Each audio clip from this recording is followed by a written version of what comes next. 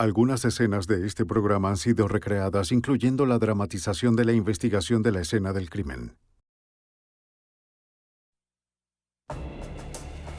Era el Día de las Madres, el 13 de mayo de 1984. Una cálida tarde de primavera cerca de Tampa, Florida. Después de pasar tiempo con sus madres, dos niños corrieron para volar paracaídas hechos de bolsas plásticas. Era la manera perfecta de pasar un domingo. Pero de pronto, el viento trajo un olor nauseabundo. Fueron a investigar y se encontraron con una escena que recordarían el resto de sus vidas. La evidencia se acumula, no tienen sospechosos evidentes. El centro de comercio es bombardeado. Ted Kaczynski es arrestado.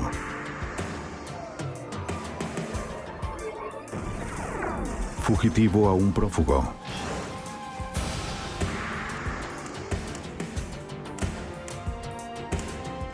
Los archivos del FBI. En 1984, en el sur de la Florida, un asesino y violador andaba suelto. Era un depredador aterrador y despiadado. El miembro más reciente de un grupo infame de asesinos en serie. Asesina solo por gusto. Y aunque sus actos parecen aleatorios, su elección de las víctimas es muy selectiva. La profesión de una mujer, o incluso su corte de cabello, podrían convertirla en su objetivo. Toma tiempo. Al menos 2 asesinatos antes de que surja el patrón. Soy James Carlstrom, exdirector de la oficina del FBI en Nueva York. El equilibrio del mundo de este asesino es frágil. Por un lado, tiene amenaza de captura. Por el otro, existe una necesidad enorme de divulgar su crimen. Nuestro trabajo es usar todo lo que esté a nuestro alcance para inclinar la balanza a nuestro favor.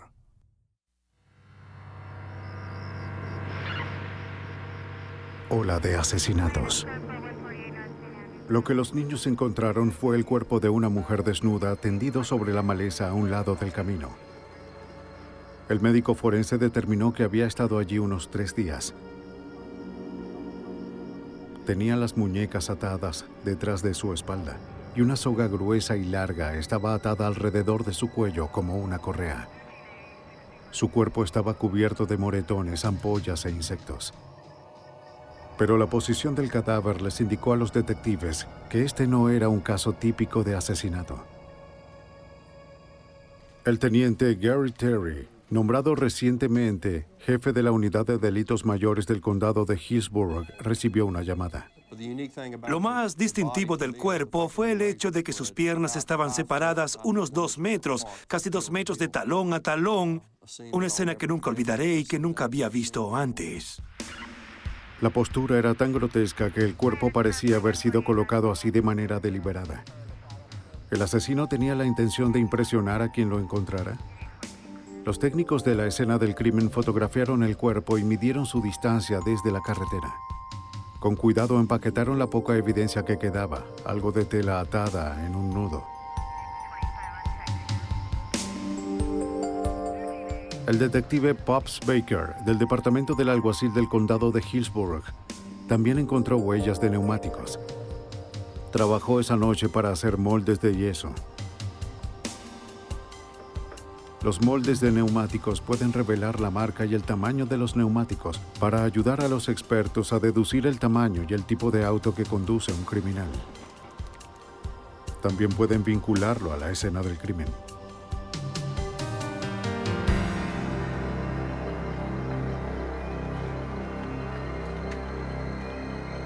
Mientras tanto, llevaron el cuerpo a la oficina del médico forense con las ataduras en su lugar para que pudiera fotografiarlo y estudiarlo. Bien, procedamos entonces a examinarlo. El médico forense determinó que la víctima había sido violada y luego estrangulada hasta morir. La brutalidad del crimen le dio un carácter de urgencia a la investigación. Temiendo que este no fuera un caso aislado, el teniente Terry contactó de inmediato al laboratorio forense del FBI en Washington, D.C.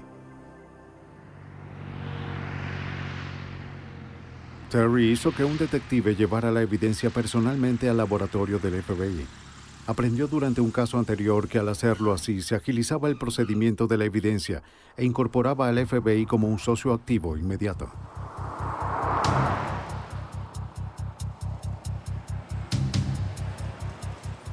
El laboratorio del FBI es uno de los laboratorios forenses más importantes del país. Cuenta con expertos en todo tipo de evidencias, desde balas hasta telas, desde partes de vehículos hasta nudos. El experto en nudos del FBI analizó las ataduras de las muñecas y la garganta de la víctima de Tampa. Las habían retirado intactas, esperando que relacionaran al asesino con su acto.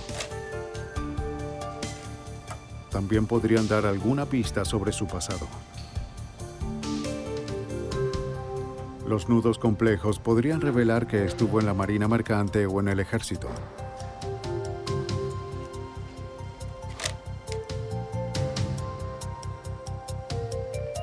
Pero las ataduras resultaron ser nudos corredizos, nudos prácticos y simples que cualquiera pudo haber atado.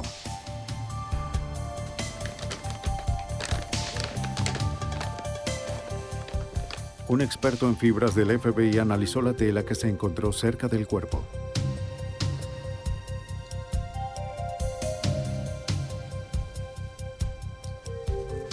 Cepilló partículas de la tela sobre una sábana esterilizada. ¿Qué rastros dejó el asesino? El analista escaneó las partículas con una lente de aumento, pero no esperaba encontrar demasiado. Este tipo de evidencia se pierde de manera fácil debido al clima o la contaminación de la escena del crimen. De hecho, la regla básica para la evidencia de fibras es que en 4 horas se pierde el 80% y en 48 horas se pierde el 96%. Luego de 3 días, las posibilidades de encontrar algo son casi nulas. Por lo que se sorprendió cuando encontró una pequeña mota de tela de nylon roja. Era trilobal, es decir, constaba de 3 nudos y tenía una capa lustrosa o brillante. Por su tamaño, tipo y forma, supuso que era una fibra de alfombra, tal vez del auto del asesino. El hecho de que se encontrara allí era un pequeño milagro. El analista del laboratorio del FBI les pidió a los detectives de Hillsborough que mantuvieran el hallazgo en secreto. Si se trataba de un asesino en serie, difundir la evidencia de la fibra podía hacerlo cambiar su patrón o su vehículo, lo que haría más difícil encontrarlo. El laboratorio de neumáticos del FBI también acertó. De los moldes de yeso determinaron que los neumáticos eran de 2 marcas diferentes. Todos estaban desgastados y puestos al revés, con la goma interior hacia afuera. Una irregularidad como esa podría constituir una fuerte evidencia incriminatoria.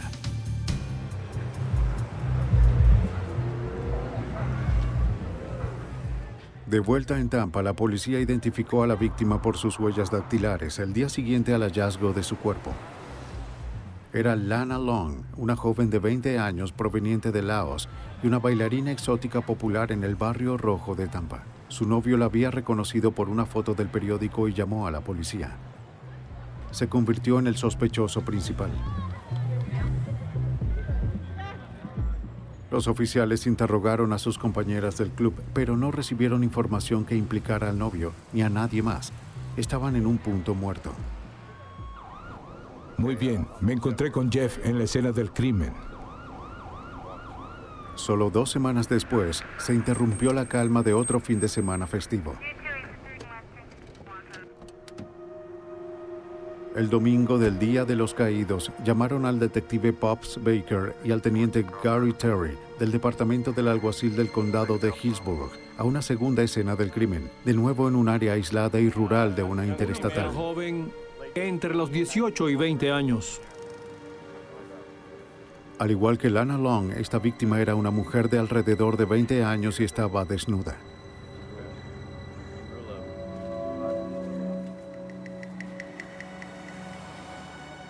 También tenía ataduras en las manos y la garganta y tenía un nudo en el cuello con una soga similar a un collar, pero este nudo era diferente, corredizo, como los usados en una horca. Recuerdo conducir todo el camino hasta la escena del crimen diciéndome a mí mismo, por favor, que esta víctima no esté atada. En el año 84 casi nunca tuvimos víctimas de homicidios atadas. Eso es lo primero que le pregunté al oficial que custodiaba la escena del crimen cuando manejaba.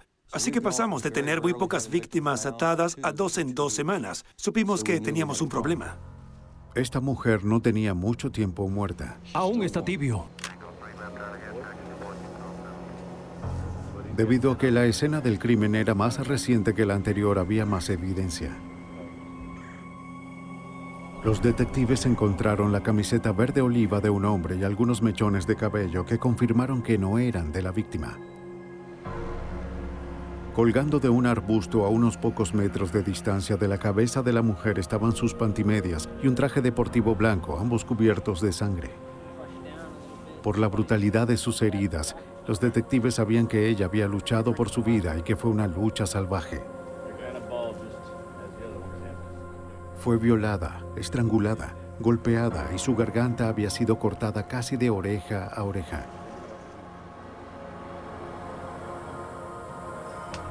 El médico forense informó de 3 causas de muerte: asfixia, lesiones en la cabeza y la garganta desgarrada. Como la vez anterior, Baker encontró huellas de neumáticos. Se hicieron moldes para analizar y comparar con los encontrados en la primera escena del crimen. Una vez más, la evidencia de la escena del crimen se entregó en persona al laboratorio del FBI en Washington, D.C. Los analistas encontraron las mismas fibras de alfombra roja lustrosas trilobales de la primera escena. Y esta vez también se trataba de fibras trilobales rojas sin la capa brillante. Se dice que la fibra como evidencia es un testigo silencioso, pero esta coincidencia clamaba que los casos estaban relacionados. El novio de Lana Long no pudo relacionarse con el segundo asesinato y fue descartado como sospechoso. Los objetos encontrados en la escena también proporcionaron otras pistas. La camiseta verde era de talla grande, lo que sugería una persona de tamaño y torso medianos. Los cabellos de la cabeza eran de color marrón claro de un hombre caucásico. Estas 2 piezas de información crearon un perfil físico de evidencia que se comparte con otras agencias de los cuerpos policiales.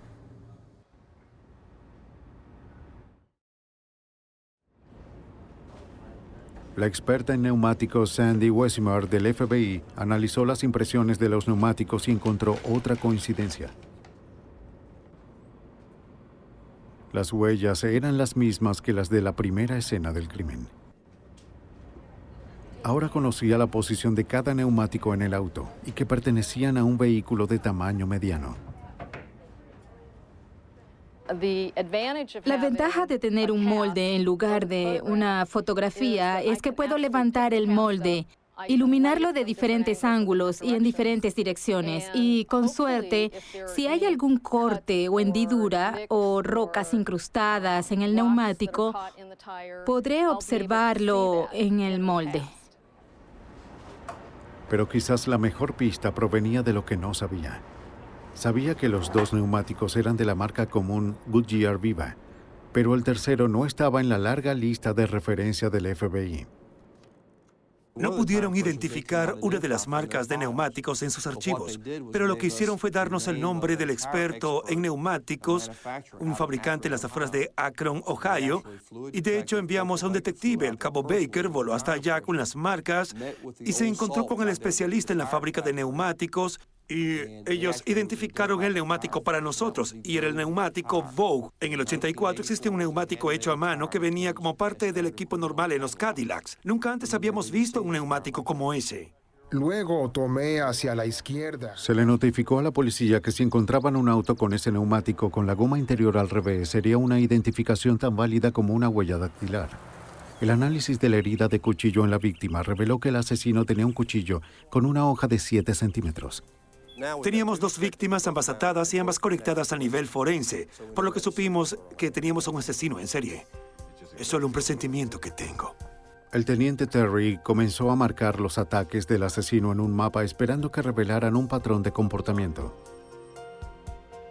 Dio un aviso a los oficiales: buscar a un hombre caucásico con cabello marrón de estatura media, manejando un auto de tamaño mediano con los neumáticos al revés. Podría llevar consigo un cuchillo con una hoja de 7 centímetros. Siguiendo la recomendación del FBI, Terry no mencionó la evidencia de las fibras o de las ataduras. Según un retrato hablado emitido a los medios, se identificó a la segunda víctima como Michelle Sims, de 22 años. Tenía un historial criminal de prostitución. Había sido reportada como desaparecida el día anterior.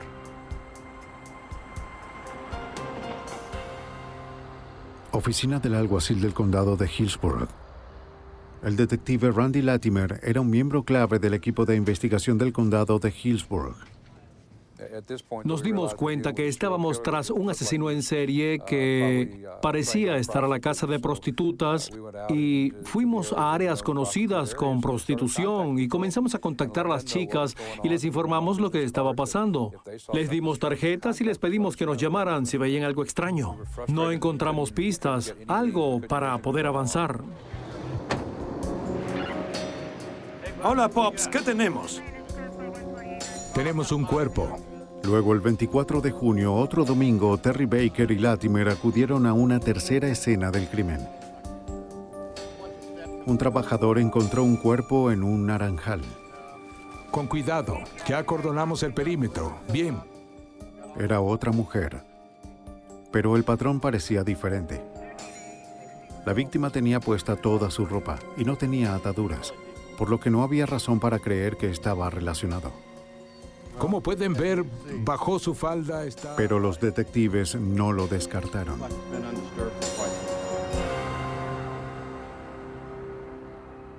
Entregaron la ropa de la víctima al laboratorio del FBI solo en caso de que pudieran encontrar alguna conexión.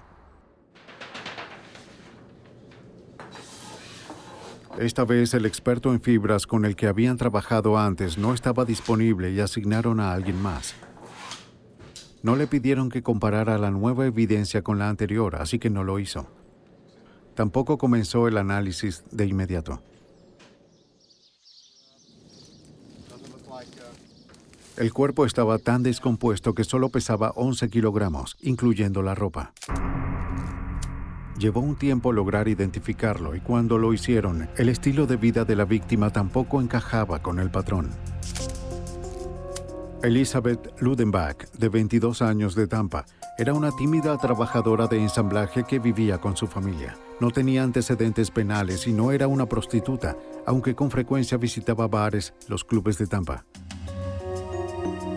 Coloque su brazo aquí, por favor. Una nota en la habitación de Elizabeth indicaba que si algo le ocurría ubicaran a su novio, así que los detectives ordenaron una prueba de polígrafo. Voy a hacerte unas preguntas y solo debes responder sí o no, ¿lo entiendes? Sí.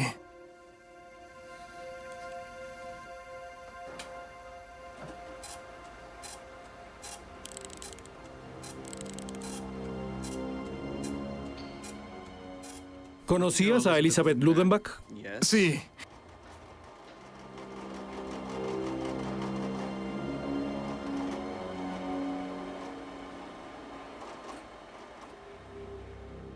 ¿Sostenías una relación con Elizabeth Ludenbach?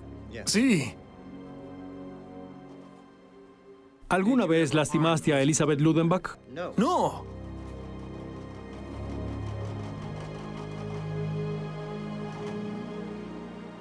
No pasó la prueba del polígrafo, convirtiéndolo en el sospechoso principal.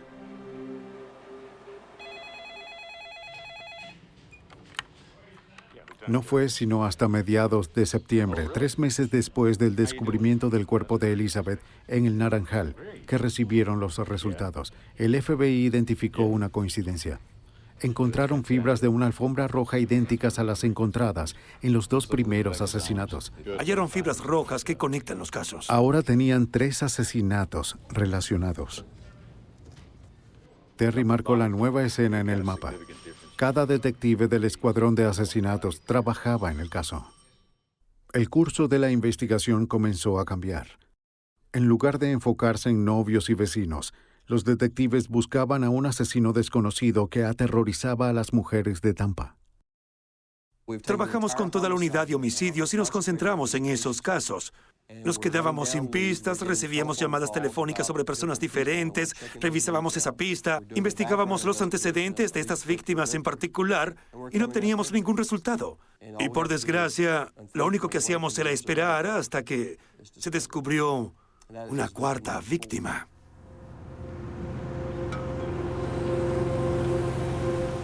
Después de una pausa de más de 3 meses, la tranquilidad de otro domingo se acabó.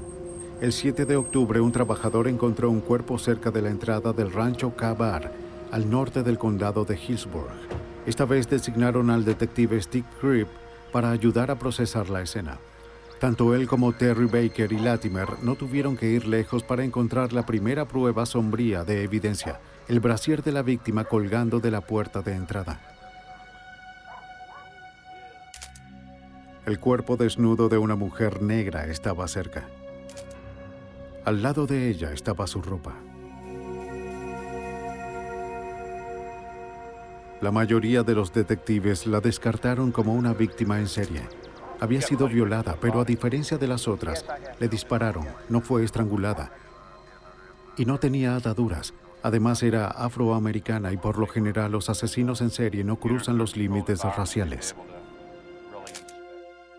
Mientras el FBI analizaba la evidencia, los detectives identificaron a la víctima por sus huellas dactilares. Chanel Devon Williams, de 18 años, acababa de salir de prisión por un arresto de prostitución cuando desapareció. Unos días antes, la vieron por última vez trabajando en el Barrio Rojo por la avenida Nebraska con una amiga, otra prostituta. Llevaba muerta unos 6 días.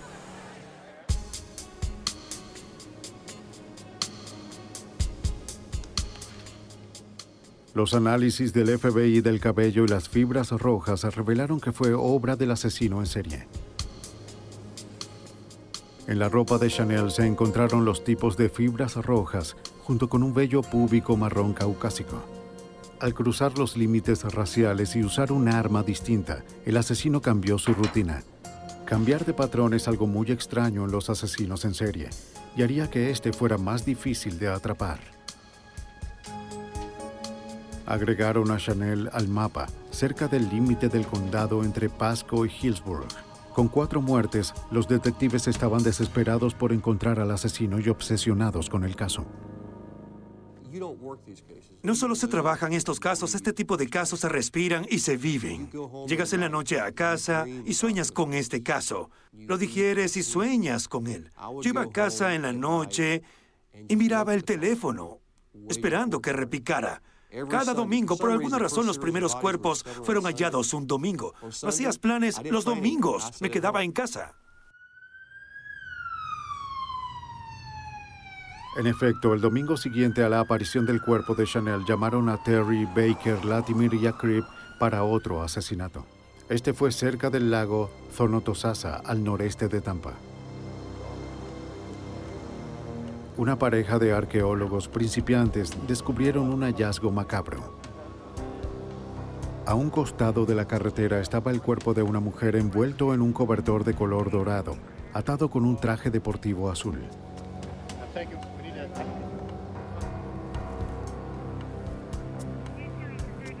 Dentro, sus pantorrillas y tobillos estaban atados con una soga blanca común.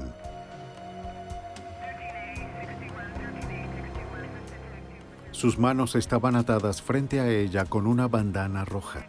Fue amarrada, violada, estrangulada, golpeada en la frente y arrastrada por la tierra. Parecía que el asesino había vuelto a su antiguo patrón.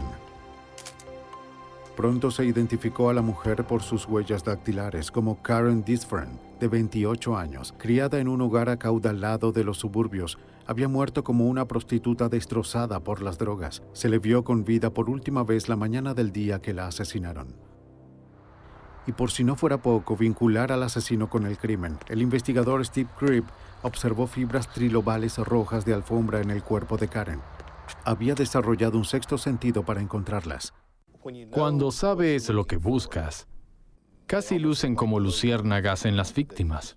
Pero para personas comunes que traten de encontrarlas, incluso para otros investigadores que no están buscándolas de ese tipo, no las verían, pero se convirtieron en un factor tan importante de la investigación que cuando íbamos a una escena del crimen, una de las primeras cosas que buscábamos eran las fibras de la alfombra. En el laboratorio del FBI, el experto en fibras comparó estas con las encontradas en las otras escenas del crimen. Coincidían. Ahora tenían 5 casos ligados a un solo asesino, pero aún no había un nombre, ni un rostro y nadie a quien arrestar. Es muy frustrante cuando sabes que alguien morirá porque aún no has detenido al sospechoso. Tienes la información para saber lo que está haciendo, pero no la suficiente para atraparlo en la multitud si te lo encontraras caminando en un centro comercial. Tienes que recordar, en estos casos nos preocupa que si no atrapamos al sujeto, si no lo hallamos pronto, va a asesinar a alguien mañana o al día siguiente. Y fue lo que ocurrió. 2 semanas después, en Halloween, apareció otra víctima. Un constructor que cavaba una zanja encontró los restos momificados del cuerpo de una mujer. Terry, Baker, Latimer y Cribb llegaron a la escena del crimen.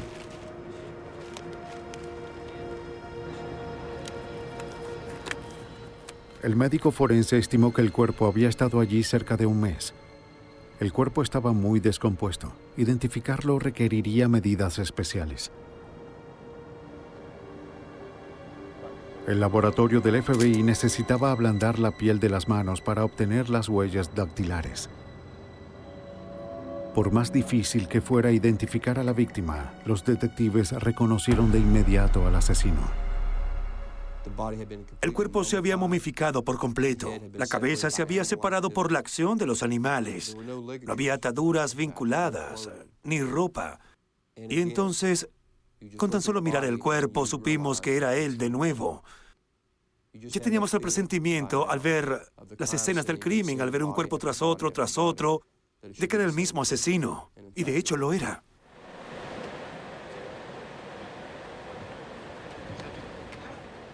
Luego, el domingo 4 de noviembre a las 7:30 de la mañana se recibió una llamada en la policía de Tampa que parecía no estar relacionada. Un hombre reportó que su hija había sido secuestrada y violada. Lisa McVeigh, de 17 años de edad, salía de su trabajo en la tienda de donas Krispy Kreme en su bicicleta. Eran cerca de las 2:30 de la madrugada. Un hombre la sacó de su bicicleta, la arrojó dentro de su auto y condujo. Le apuntó con un arma, reclinó su asiento para que nadie la viera y le dijo que se quitara toda la ropa.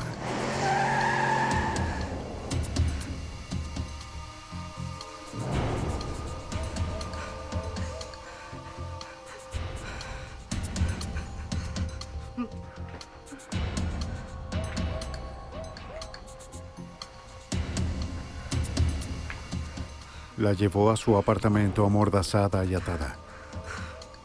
Ya había sido abusada sexualmente antes y sabía cómo leer los estados de ánimo de un agresor. Lisa percibió que resistirse podría hacer enojar a este hombre, así que con calma hizo lo que él quería. Lisa memorizó todo lo que pudo de su entorno. Al principio husmeó por debajo de la venda. Luego, cuando le quitó la banda de los ojos, vio todo, incluyendo su rostro. Estaba segura de que ahora no le dejaría ir con vida. La llevó a su habitación y la violó varias veces durante 24 horas. A veces se dormía, pero sabía que estaba armado y que la mataría si trataba de irse.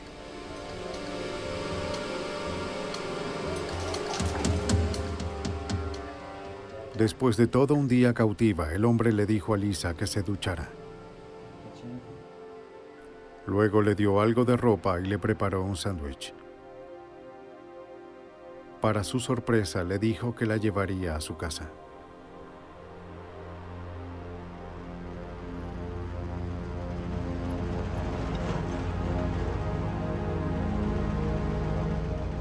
Alrededor de las 3 de la mañana condujeron hacia su vecindario.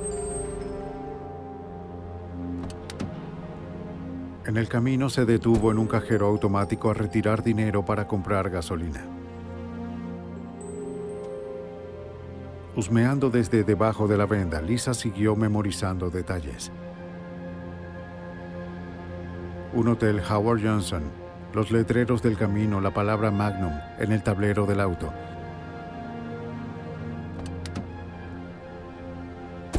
Al final la liberó cerca de su hogar.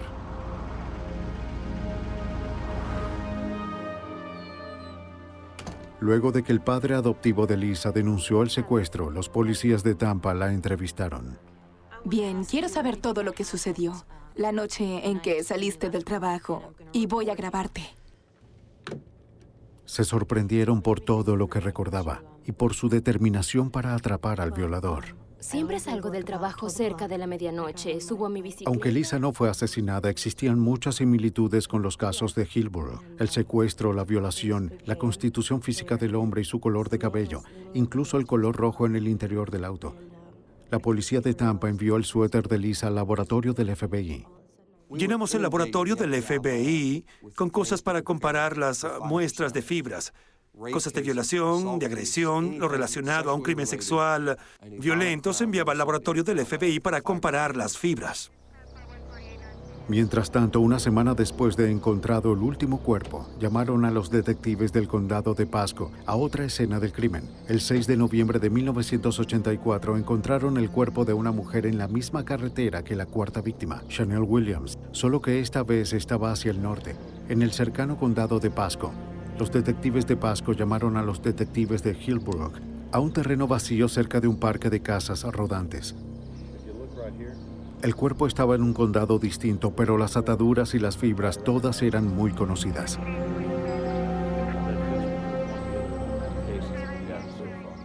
Aunque el cuerpo se descompuso casi hasta los huesos, la correa de la tora aún estaba atada alrededor del cuello. Esto parece un cordón de zapato. Había otra atadura en un hueso del brazo.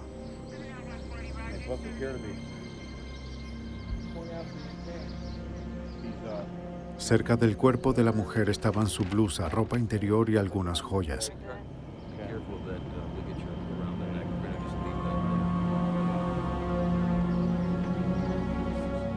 Los huesos estaban esparcidos en casi 1 hectárea. Cuando el médico forense armó las piezas, parecían pertenecer a una mujer blanca y joven. Luego la identificaron como Virginia Johnson, de 18 años de edad. Ginny dividía su tiempo entre Connecticut y Florida, donde trabajaba como prostituta. Había desaparecido de camino a comprar unos cigarrillos unas 3 semanas antes. Después de todo ese tiempo, parecía imposible, pero el laboratorio del FBI encontró una única fibra roja y lustrosa en el cabello de Ginny Johnson. Durante esa semana, el 12 de noviembre, otra jurisdicción fue presa del asesino. Se encontró un cuerpo en una pendiente alejada de North Orleans Road, dentro de los límites de la ciudad de Tampa. Cuando llegaron Terry y Baker, encontraron a una mujer joven y blanca desnuda, solo con sus panties hasta las rodillas. Estaba boca abajo.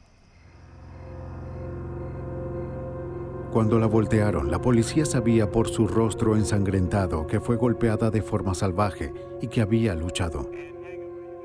Tenía marcas de ataduras en la parte delantera de su cuello y en ambas muñecas y brazos, pero no encontraron ninguna soga. Sus pantalones vaqueros y su camisa de flores estaban cerca de su cuerpo. Los detectives Baker y Cribb de inmediato vieron algo incrustado en el pantalón, pequeñas fibras rojas. En el bolsillo del pantalón estaba la licencia de conducir de la víctima, Kim Mary Swan, de 21 años, una estudiante de medio tiempo y a la vez bailarina exótica. La vieron por última vez saliendo de una tienda cerca del hogar de sus padres la tarde anterior. Parecía que el asesino había salido de la carretera y arrojado el cuerpo fuera del auto. Había marcas de neumáticos en la grama cerca de la carretera. Más tarde coincidirían con los moldes que tenían. El asesino estaba aumentando el ritmo de sus asesinatos y la cuenta ya era de 8 cadáveres. Terry y Baker estaban desesperados. Condujeron hasta Atlanta para conocer al detective que ayudó a resolver el caso de Wayne William, un asesino en serie responsable de 27 asesinatos. Era porque no queríamos hacerlo público. En el 84, ¿qué haces cuando tienes 15 o 20 cuerpos y no tienes a un sospechoso que esté bajo custodia? ¿Qué haces? Estábamos sentados en su oficina descubriendo eso y durante el curso de la conversación, el teléfono sonó y la llamada era del FBI en Washington. Y el laboratorio del FBI nos informaron que habían encontrado una coincidencia en la evidencia de fibra enviada de un caso de violación. Y me puso una venda en los ojos. Ese caso resultó ser el secuestro y violación de Lisa McVeigh. Una semana antes, la policía de Tampa llevó la ropa de Lisa al laboratorio del FBI, donde los expertos encontraron fibras rojas trilobales de alfombra en su suéter. Era la oportunidad que habían estado esperando. De inmediato, Terry tomó un vuelo de regreso a Tampa. Formó un grupo de trabajo con oficiales de las oficinas del alguacil del condado de Hillsborough y de Pasco, del Departamento de Policía de Tampa, el Departamento de Fuerzas Policiales de Florida y con el FBI, junto con los detectives de Tampa, que ya trabajaban en el caso de violación. Luego los dividió en grupos, cada uno con una tarea diferente. Iniciaron una cacería masiva. Se desplegaron patrullas en todo el norte de Tampa. Buscaban el apartamento del asesino y su Dodge Magnum rojo. La información de Lisa McVeigh fue su hoja de ruta. El personal adicional y los recursos aportados por el grupo de trabajo ayudó a reforzar la búsqueda del secuestrador de Lisa McVeigh. Debido a que el criminal utilizó un cajero automático, un equipo de investigadores confiscó los registros bancarios del 4 de noviembre de todos los cajeros automáticos locales. Otro equipo solicitó una lista detallada de todos los Dodge Magnum en el condado de Hillsborough, casi 500 autos. Luego compararon los registros bancarios y la lista de dueños de un Magnum buscando un nombre que coincidiera.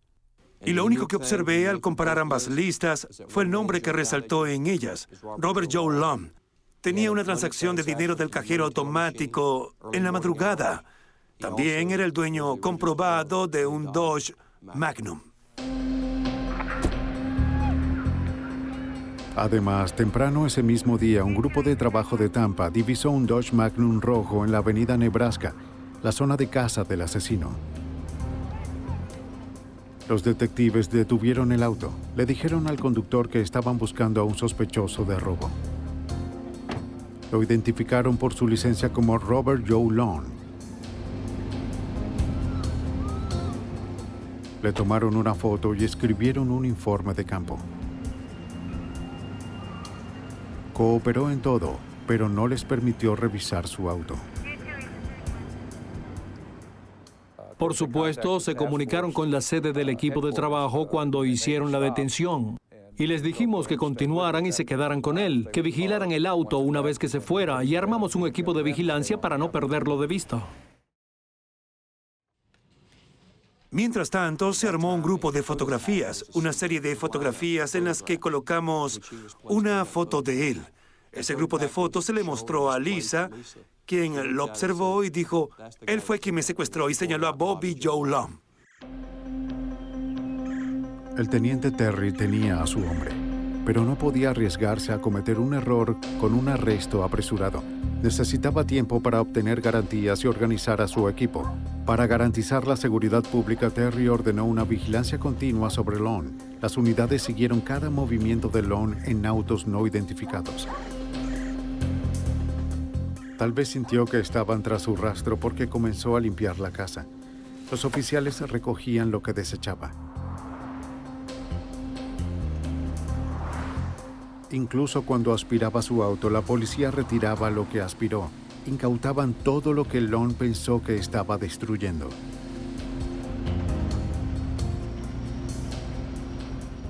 Después de rastrear por meses a un asesino fantasma, el grupo de trabajo no estaba dispuesto a dejarlo escapar. Menos de 24 horas después de que Lisa McVeigh identificara a Bobby Joe Long, se elaboró un plan para arrestarlo. El grupo de trabajo entró en acción. Siguieron a Long a una sala de cine. Mientras miraba la película, los detectives encubiertos lo observaban a él. Long pareció no estar al tanto de que estaba rodeado. Estábamos sentados en la sala de estrategia que construimos en el centro de operaciones y todo estaba sucediendo muy rápido. Teníamos un equipo de vigilancia dentro de la sala observándolo. Había un equipo de vigilancia afuera vigilando su auto. Pero surgían dudas. ¿Es el sujeto que hemos estado persiguiendo durante 8 meses? ¿El sujeto que ha estado matando a estas mujeres? Le dijimos al equipo de vigilancia de afuera, escuchen, no importa lo que hagan, vayan a su auto. No me importa si tienen que arrastrarse, hagan lo que sea, vayan al auto y díganos qué tipo de neumáticos tiene el auto.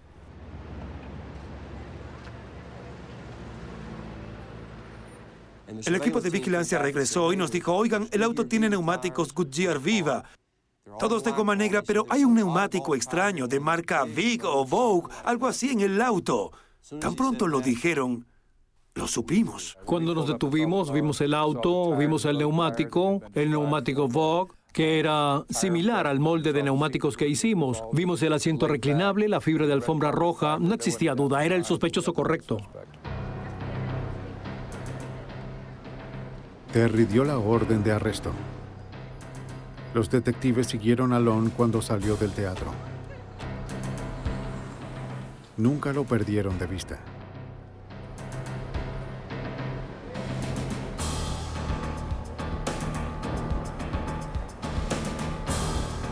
No sabían si estaba armado, así que cuando se acercó a su auto lo sometieron. ¡Al suelo! ¡Atrápenlo! ¡Atrápenlo! ¡No te muevas! ¡No te muevas! No se resistió. ¡No me estoy resistiendo! ¡No me estoy moviendo! ¡No me estoy moviendo! Estaba en el suelo cuando me acerqué a él y coloqué mi placa cerca de su rostro. Me identifiqué como asistente del alguacil y le informé que estaba arrestado. Llevaron el auto de Long al garaje de la oficina del alguacil del condado de Hillsborough. Steve Cribb de inmediato arrancó un trozo de la alfombra y se lo llevó a un experto en fibras del FBI que llegó de Washington.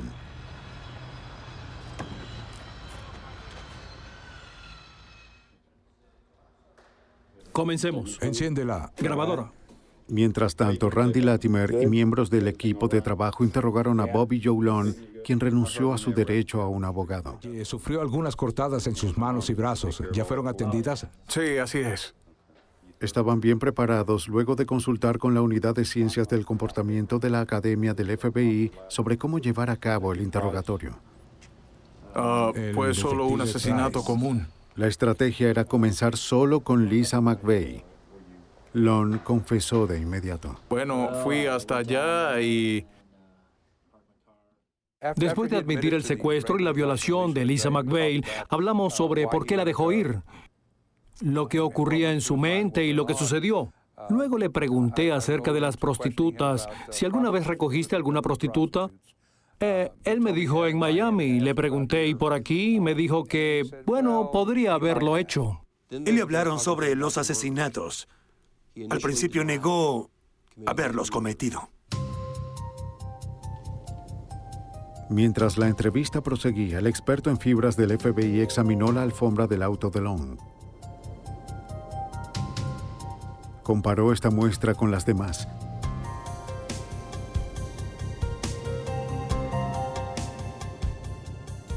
Era el momento de la verdad.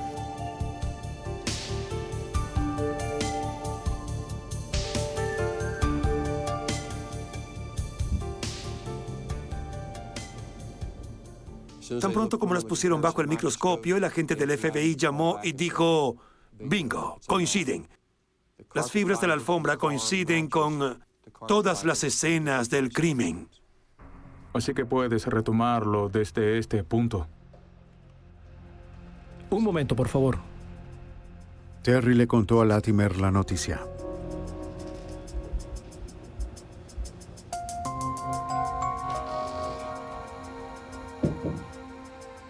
Después Latimer se lo explicó a Long. Le contó sobre las fibras y lo que significaba, sobre el cabello castaño de Long, encontrado en la escena del crimen, y el neumático Vogue. Latimer le hizo entender a Long que cuando encontraron el segundo cuerpo ya estaban persiguiéndolo. ¿Qué puedo decir? Solo sucedió. La evidencia era abrumadora. Bajó la mirada, tenía las piernas con las rodillas algo separadas y miró a sus pies y dijo, sí, lo hice. Y yo dije, ¿qué hiciste? Y respondió, yo maté a todas las chicas, todas esas chicas del periódico. Y luego revisamos cada uno de esos casos. Long describió cada asesinato en una conversación grabada. El interrogatorio duró 5 horas y media. Bobby Long no mostró ni emoción ni remordimiento. Fue solo una conversación normal como la que estamos teniendo tú y yo aquí. Al final, no recuerdo si fui yo o Bob Price que le preguntamos por qué lo hizo. Él dijo que era su secreto y que se lo llevaría a la tumba.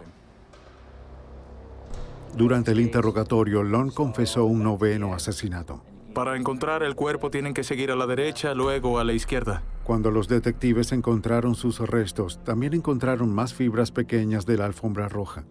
Identificaron a la víctima a través de sus registros dentales como Vicky Elliott, una camarera de 21 años. Long también ayudó a identificar a su 6ª víctima, cuyo cuerpo fue encontrado en Halloween.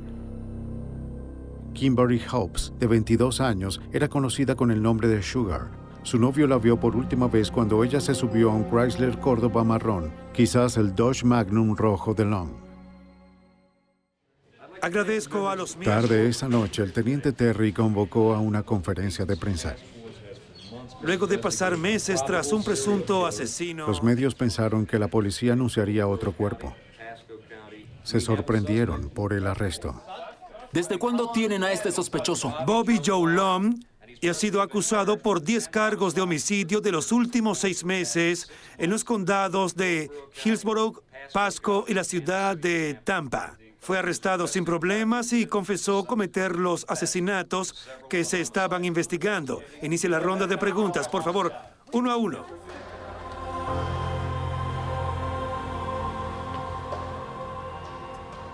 Abre la celda 5. En los días siguientes, los detectives de Hillsborough se dieron cuenta de que no eran los únicos que perseguían a Long. Miembro de la unidad especial del detective Charles Troy del condado de Pasco, se tropezó con estas novedades. Se dio cuenta de que Long encajaba con la descripción de un hombre que había violado a una mujer de Pasco meses atrás.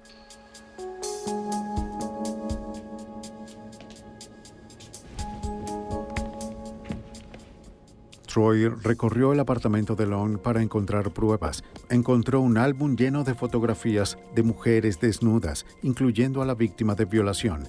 En prisión, Long confesó y presumió sobre el crimen. Los detectives también encontraron ropas y joyas de otras víctimas de Long. Es una peculiaridad común de los asesinos en serie, guardar fotos u otros trofeos de aquellos a quienes asesinan. Pronto los detectives se dieron cuenta de que Long era el violador de los anuncios clasificados. Llamado así por su modus operandi, Long respondía a avisos clasificados de mujeres que vendían camas y otros muebles, y cuando lo dejaban entrar las violaba de manera brutal. Nunca lo habían detenido. Long pudo haber violado a más de 50 mujeres de Florida en los años 70 y 80, algunos incluso durante su ola de asesinatos. Ahora con Long en prisión, los detectives reflexionaron sobre las lecciones aprendidas. Se demostró la importancia de la evidencia física y de los rastros de evidencia. Se demostró la importancia del trabajo del laboratorio y lo que pueden hacer por ti. Y el esfuerzo que tienes que poner en las escenas del crimen. Las horas que necesitas pasar allí, no puedes apresurarte. Solo tienes que ser concienzudo, tomarte tu tiempo y ser profesional en lo que haces. Porque a menudo la respuesta está delante de ti. Y la mancha más mínima, la información más pequeña, puede ser la única clave que descifre el caso. Mientras los detectives se preparaban para el fin de semana de Acción de Gracias, pensaron que la espeluznante serie de asesinatos de 8 meses al fin había quedado atrás. Recogieron las cajas de evidencia y esperaban volver a algo parecido a la normalidad. Pero incluso esos días festivos parecían no querer llegar. El jueves de Acción de Gracia, una pareja encontró una calavera, huesos y algo de ropa. Al igual que 3 pedazos de cuerda, incluyendo una atadura en forma de correa. Él realmente disfrutó el dolor, la tortura, el tormento y el control que ejerció sobre sus víctimas. Se ven las primeras escenas del crimen que revisamos. Había una correa atada a sus cuellos para ahorcarlas hasta dejarlas inconscientes, y cuando despertaban, él seguía allí sobre ellas, violándolas y torturándolas. Es allí donde el señor Long encontraba su diversión. ¿Matar? Para eliminar un testigo. Podía hacerlo sin ningún remordimiento, sin ningún tipo de problema. Cuando un dentista forense relacionó el cuerpo con una denuncia de personas desaparecidas, Long confesó.